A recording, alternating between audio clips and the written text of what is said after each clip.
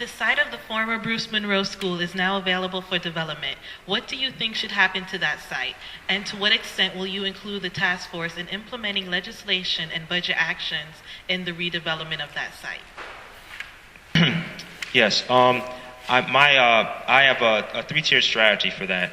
I understand that it will cost a significant amount of money. I believe the figure was $80 million in order to reconfigure Bruce Monroe to the specifications that were promised to the community. And I understand it was a broken promise. There are a lot of people who are very upset that the promise to redevelop Bruce Monroe was not kept by the city. If we are unable to find that funding in FY 2012, my secondary proposal is that we give public charter schools the right of first refusal to develop the site, so that we would still have a public education option on that site available to the community.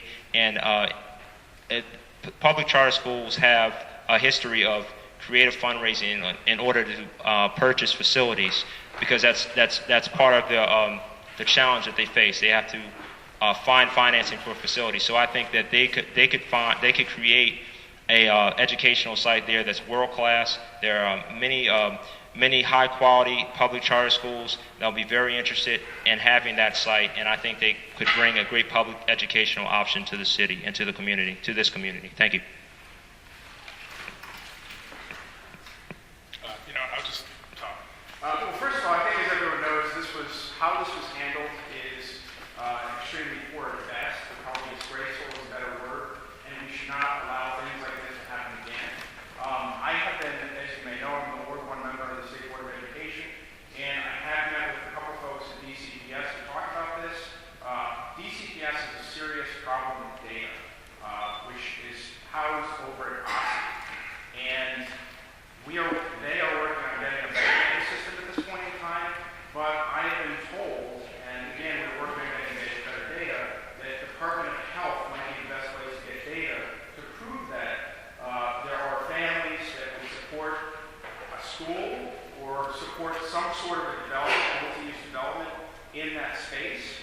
But first and foremost, if you're going to shut down a school, you should shut down the school. You shouldn't walk around lying to the community. So I think that's the number one takeaway from that. So I think everyone up here can probably agree that the way the closing of Bruce Monroe and the demolishing of the building was handled poorly. People felt that they were lied to. People felt that their voices were not heard. So moving forward, I think before we make any plans, make any decisions, the government should make a strong effort to go out and literally knock on everyone's door in the surrounding vicinity and ask them what they want to see happen at that site. Whether it's possibly building a new school sometime in the future, or if we open it up to private development, what is it that the community needs?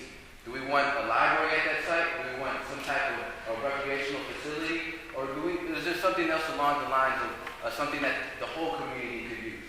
Whatever it is, we have to listen to what people who directly live around that site want. Those are the voices that haven't been at the table when we make our decisions. And as a councilman, I would pledge to go out and speak to people directly about what they want in their neighborhood. Well, I'd like to start at the point of talking about moving forward as well. I believe the history is well documented and mentioned by my colleagues. Well, the first thing I see when I think about the Georgia Avenue Task Force, that voice is already assembling here in this community. So I would enlist and partner with this task force to tell me, as one of the legislators, exactly what this community would like to see. I think part of the disconnect in the legislative branch of this city has been that there have been huddles that exclude the city, the residents of the city, in the implementation, architecture, and execution and oversight of all activities in our community. So having a task force and bodies like it, part of that process is exactly how I would lead legislation in this city and let you tell us exactly what's best for you and your neighbors in this community. So that's exactly what you would get with me as your leader. The question about Bruce Monroe, look, I think that everybody sort of acknowledges the huge misinterpretation. To have the only bilingual program on the east side of 16th Street go away, to have a school that actually was performing at a pretty high level, even if it had a small under population, think that they just won the grant from Target. They had made some DCPS had put a lot of money into closing the classrooms. It was failure after failure after failure. And then the letting of the land for development with it really working behind the community back was just fundamental. If we're going to move forward from this point on, like what I would have to say is that now people have sort of fallen in love with the park. And I think that a school, there would have to be a right-sized school that would fit in there, that holds sort of the integrity of the bilingual program,